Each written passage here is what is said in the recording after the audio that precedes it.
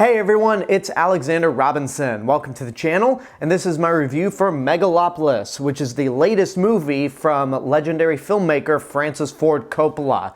This is his first movie in 13 years, so it's a pretty big deal. The movie takes place in the fictional city of New Rome, and our main character is an architect named Caesar, played by Adam Driver. He is at odds with the mayor of New Rome, played by Giancarlo Esposito, over the city's future, because Caesar wants to remodel the city that benefits all of its citizens and name it Megalopolis. So he's at odds with the mayor's daughter starts forming a connection with Caesar, and then there's a few other characters that play into the movie. Before I continue, if you like this video and you want to see more reviews like this in the future, make sure to go ahead and subscribe to the channel, and also hit that bell button to get notifications when a new video comes out.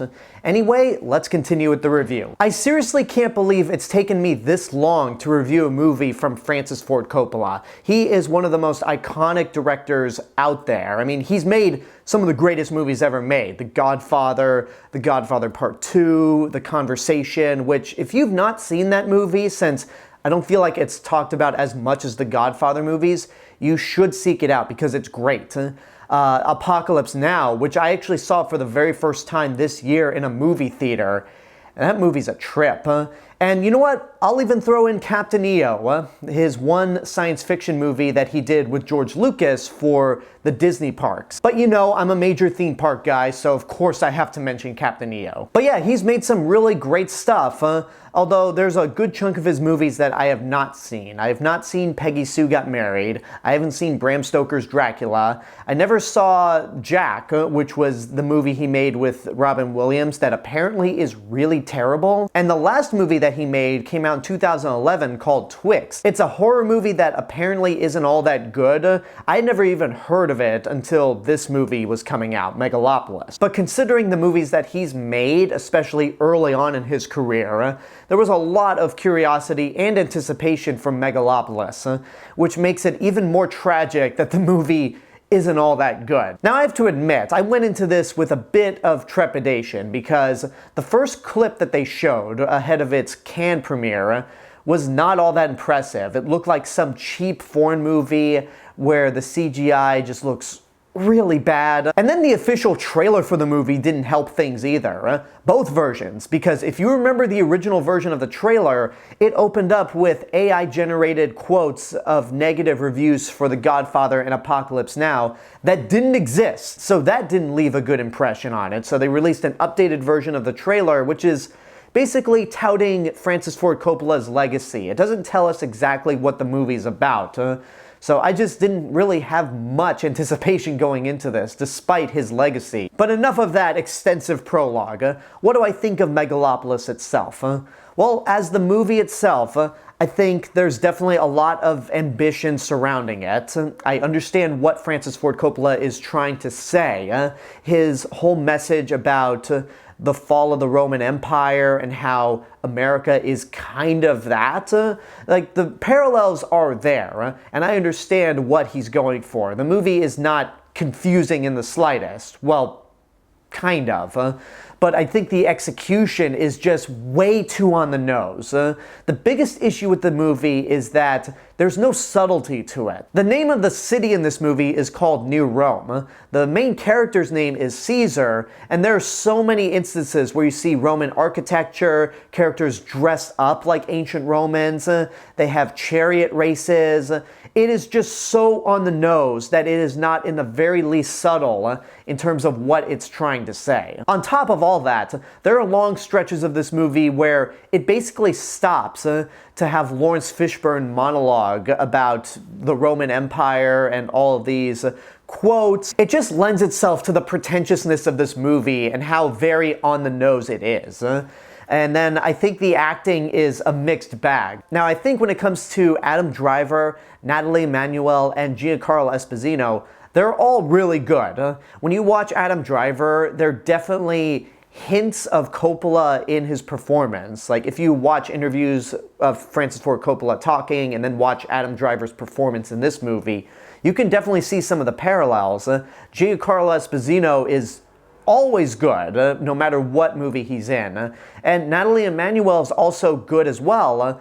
but the big problem with her and Adam Driver is that there's supposed to be a romantic involvement with these two characters, but the chemistry is just not all there. It is there at points, but I didn't buy it fully. On the other side of the coin, you have Aubrey Plaza, Shia LaBeouf, and Jon Voight, who are all questionable. Like, Aubrey Plaza is good in parts of this movie, but there are some weird acting choices from her. Some of the dialogue that she utters is just flat out hilarious. Shia LaBeouf, much like with Aubrey Plaza, is good in some parts of the movie, but then there are other points where he makes some really weird choices.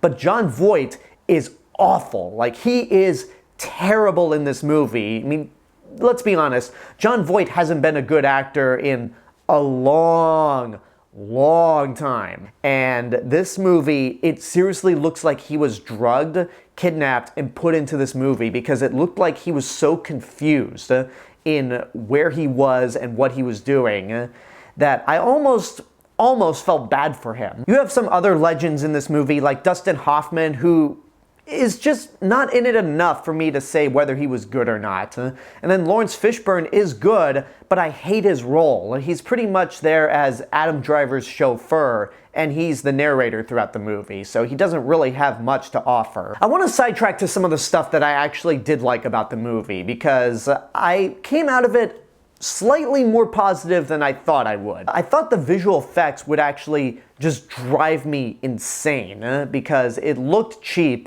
based on those previews, but it kind of worked in the sense that the movie has a dreamlike quality to it. They're not always flawless, but considering that this movie cost $120 million of Francis Ford Coppola's own money, there's something commendable about the VFX. The cinematography is also incredible. There are some amazing shots throughout this movie with a good use of color. I mean, a lot of this movie has a gold look to it, which doesn't really surprise me because the Godfather movies have this orange tint to them. If you rewatch them, there's a lot of orange in the Godfather films. But this movie definitely has a gold look, but when it doesn't have that look, it looks gorgeous. There's one sequence in this movie in particular that takes place in the rain where there are some beautiful shots, just in terms of how it's framed. It is just a visually stunning movie to watch.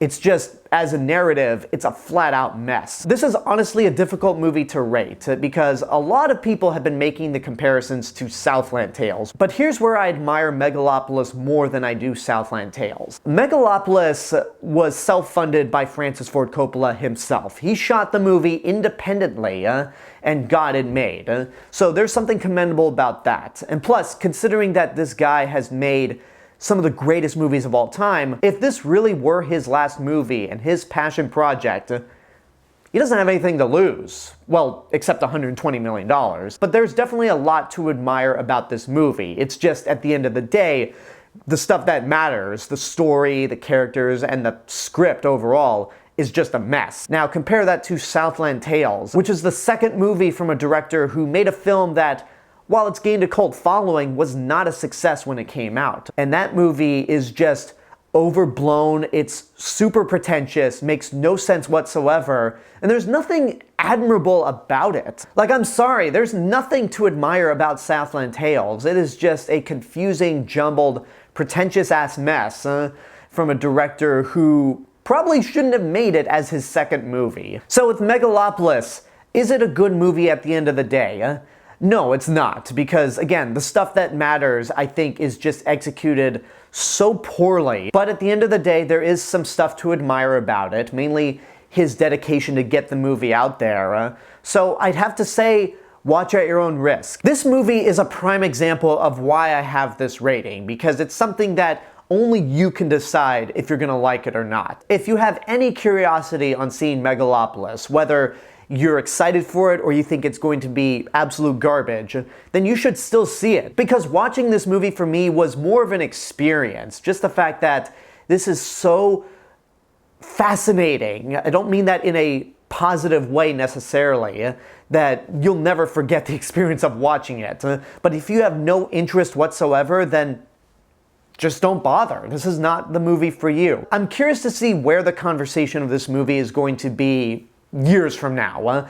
I think it might get a cult following at some point. I could definitely understand the people that like this movie, but for me, it is just a flat-out mess from a director that has definitely made some great movies, some amazing movies in the past. And if Francis Ford Coppola himself is proud of what he made, then who am I to say? But for me, myself, it's not a good movie, but it's definitely a fascinating one for better and for worse. And there you go, that's my review for Megalopolis. I hope you enjoyed it. Thank you so much for watching the video, and thank you for being subscribed to the channel. I also want to give a special thank you to my YouTube members right over here. If you want to help support the channel even more, you can do so via YouTube memberships for as little as $1.99 a month.